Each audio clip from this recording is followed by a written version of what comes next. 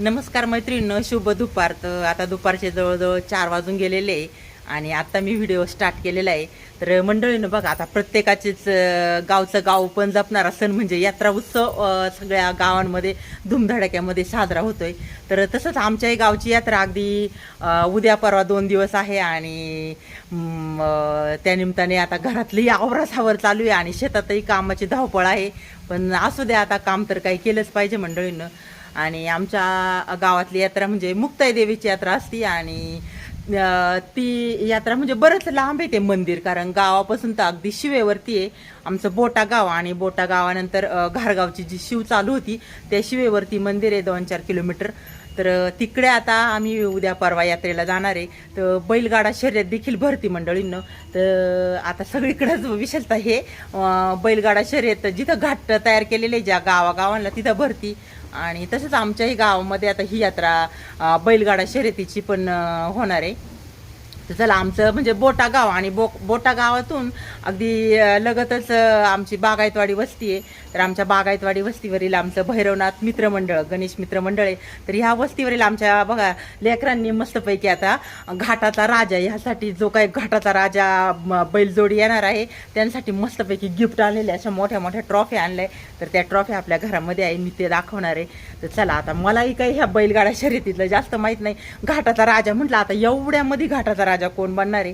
तर पोरं म्हणायची की जो काही 12 सेकंदामध्ये गाडा येतो आणि पहिल्या नंबरला गाडा येईल त्यांच्यासाठी त्या ट्रॉफी आणलेल्या आहे. तर चला, आपण आता घरामध्ये जाऊन बघू. अशा मस्तपैकी मोठ्या भव्य दिव्य ट्रॉफी आहेत.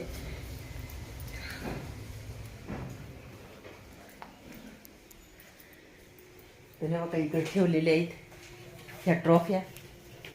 बघा मंडळीनं, ह्या 2 ट्रॉफ्या अगदी कमरेला लागतात, एवढ्या मोठ्या मोठ्या ट्रॉफ्या. मस्तपैकी जो काय घाटाचा राजा बैलजोडीचा नंबर येणार आहे तर त्यांच्यासाठी हे गिफ्ट आहे. तर असं मस्तपैकी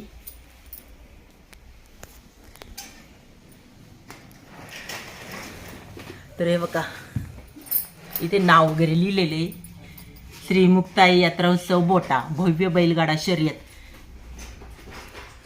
तर हे आमचे पोर आहे, त्यांची नाव वगैरे भैरवनाथ मित्रमंडळ बोटा बागायतवाडी. तर अशा ट्रॉफी आहेत सुंदरपैकी. त्यानंतर आता हे बघा, आम्ही देवघर देखील आणलेलं आहे मस्तपैकी. आता देव वगैरे ह्या देवघरामध्ये ठेवणार आहे.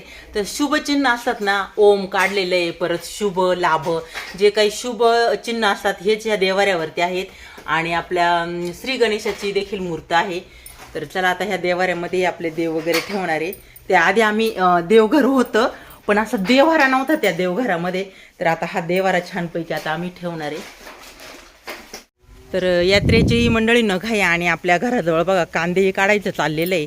आज तर काही मी कांदे काढायला वावरात गेले नाही, एवढं जवळ घराजवळ असून, कारण थोडंसं जारचं पाणी पिण्यात आलं त्याच्यामुळे जरा घसा सर्दी खोकला झाला आहे, उन्हाने डोकं वगैरे दुखतं, त्याच्यामुळं म्हटलं चला आज काही शेतात जायला नको. तर इकडं बघा आपल्या ह्या मंडळींचं चाललेलं आहे काढायचं काम एवढं.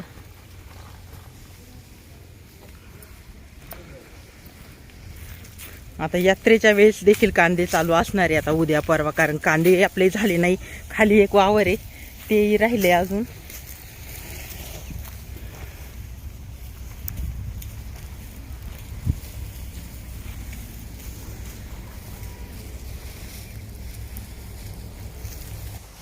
इकडं आपल्या जांभळाच्या झाडाखाली बघा आजोबा आणि नातू कसा बसलेला आहे. पिल्ल्या बाळ काय खातं ग? मिट्टू भाकर मस्त बघा ते टुळटुळा. तर ह्या वर्षी आपल्या जांभळालाही जास्त बार आलेला आहे. अजून काय जांभळं बांधले नाही पण बारेचे भरपूर आलेलं आहे. 2-3 वर्ष झाले थोडं थोडं येते, पण ह्या वर्षी तर जास्त आलेलं आहे.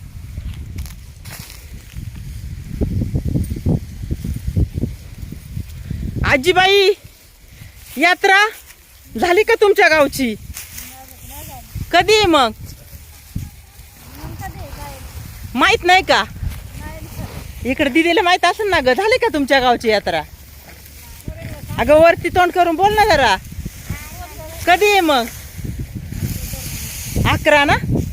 हे बघ इकडं आपल्या मावशी सांगते 11, पण त्यांना आहे ना कितीला आहे? 11. हा, मग आमची उद्या परवा आहे 7-8 तारखेला. तर चाललंय आता सगळ्यांचं काम आणि तशातच यात्रांची गडबड.